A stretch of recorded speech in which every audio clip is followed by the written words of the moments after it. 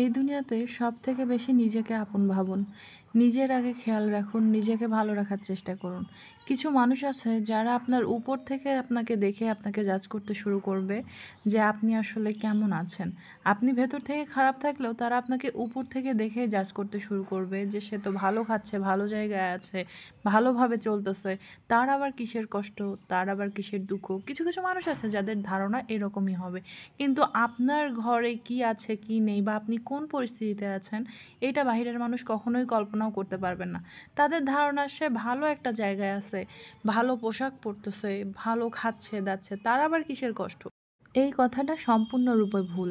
কারণ আমরা প্রত্যেকটা মানুষই মনের দিক থেকে কোনো না কোনো একটা কষ্টে থাকি। কেউ হয়তোবা পরিস্থিতির দিক দিয়ে কষ্টে আছে, কেউ হয়তোবা আর্থিক দিক দিয়ে কষ্ট আছে, কেউ হয়তোবা শারীরিক দিক দিয়ে কষ্ট আছে। কোনো না কোনো কষ্ট থেকেই থাকে মানুষের। মানুষ পরিপূর্ণভাবে চারপাশ দিয়ে কখনোই সুখী নয়। যাই হোক, একটা কথা বলি, আপনি কেমন আছেন এটা বাহিরের মানুষকে কখনোই জানাইতে যাবেন না। আপনি যদি ভালো থাকেন সেটাতেও তাদের জ্বলবে, আবার আপনি যদি খারাপ থাকেন সেটা নিয়েও ওই যে কথায় আছে না যে কাটা ঘায়ে নুনের ছিটা, মানুষ এটাই করবে। এর বেশি মানুষ কিছু করতে পারে না। মানুষের কাজ হচ্ছে এগুলোই। মানুষ সব সময় বলে মানুষ ভালো মানুষ খোঁজে, কিন্তু মানুষের ভালোটা মানুষ আর কেউ দেখতে পারে না। এটাই হচ্ছে দুনিয়ার নিয়ম।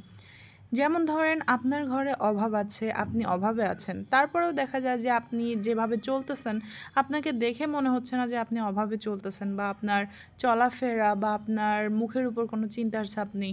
তো এই দেখে মানুষ মনে করবে যে না, সে বিন্দাস আছে। কিন্তু একটা কথা কি জানেন, বাহিরে মানুষের সামনে যে এই যে চোখে চিন্তার ভাব বা আপনি অভাবে আছেন এইভাবে চলা, এটা সম্পূর্ণ বোকামি।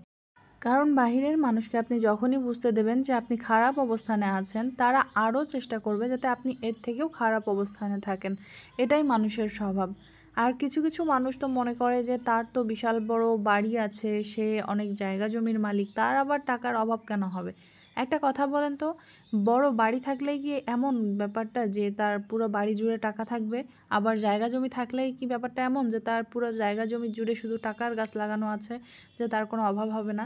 জমি থেকে ফসল আসতে গেলেও কিন্তু একটা সময়ের প্রয়োজন, আর সেই ফসলটা আনতে গেলেও কিন্তু একটা টাকার প্রয়োজন আছে। আর বাড়ি থাকলেই যে পুরা বাড়ি ভরা টাকা থাকবে এমন কিন্তু নয়। মানুষের খারাপ অবস্থান কখনো না কখনো হোক থেকেই যায়, সেটা যত বড় লোকই হোক না কেন। হয়তো বা নিতাশ আম্বানি বলতে পারেন বা অন্যান্য ব্যক্তি যারা বিশাল কোটিপতি, তাদের হয়তো বা এরকম প্রবলেম হবে না, কিন্তু আমরা যারা মধ্যবিত্ত বা একটু উচ্চ মধ্যবিত্ত বলেন বা নিম্ন মধ্যবিত্ত বলেন, আমাদের এই প্রবলেমগুলো থেকেই থাকবে। এই টাকার প্রবলেম হয়তো বা আজ হাতে নেই বা কাল আসবে, আসতে 2 দিন দেরি হবে, এটাই নিয়ম। তবে অভাব জিনিসটা সব সময় যে থাকবে এমন কিন্তু নয়। একটা সময় ছিল যে সময় আমাদের এই ছোট্ট সংসারটাতে এত বেশি অভাব ছিল যে আমরা নিজেরা শুধুমাত্র পানি খেয়ে ক্ষুধা নিবারণ করেছি। তারপরেও কখনো আমাদের যে কাছের মানুষ ছিল তাদেরকেও বলতে যাইনি। হোক না সে যত কাছেরই মানুষ, নিজের কষ্টটা নিজের কাছে রাখাই ভালো। তো যাই হোক, আল্লাহ দিলে আলহামদুলিল্লাহ আগের থেকে অনেকটাই ভালো অবস্থানে এসেছি। আল্লাহ চাইলে এর থেকেও ভালো অবস্থানে যেতে পারি। সবটাই আল্লাহর ইচ্ছা। তো এগুলো নিয়ে আসলে মানুষের কাছে উপস্থাপনা করার কিচ্ছু নাই।